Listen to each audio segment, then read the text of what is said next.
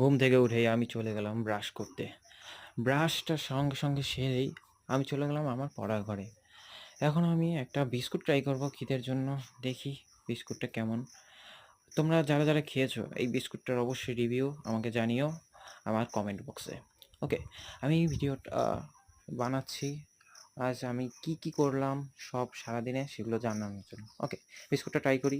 বিস্কুটটা ট্রাই করার পরে মোটামুটি লেগেছে, বেশি ভালো না। তোমরা খেয়ে কেমন লেগেছিল সেটা একটু বলো। ওকে, তারপরে আমি চলে গেলাম আমার একটু পড়াশোনার জন্য। আমি কম্পিউটার পড়াটা বের করলাম। আজকে যেটা দিয়েছে আমার হোমওয়ার্ক সেটা আমি একটু পড়ে নিলাম। একটু মনোযোগ সহকারে পড়ার চেষ্টা করলাম, কিন্তু বেশিক্ষণ থাকলো না। ঠিক আছে, আমি এখন চলে গেলাম তারপরে খেতে।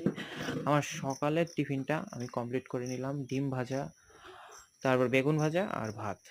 তারপরে চলে গেলাম একটু টিভি দেখতে, রেস্ট নিব। টিভি দেখে রেস্ট নেওয়ার পরে আমি সোজা 12টার সময় স্নানটা সেরে নিলাম। তারপরে আমি দুপুরে খাবারটাও সেরে নিলাম সঙ্গে, সঙ্গে।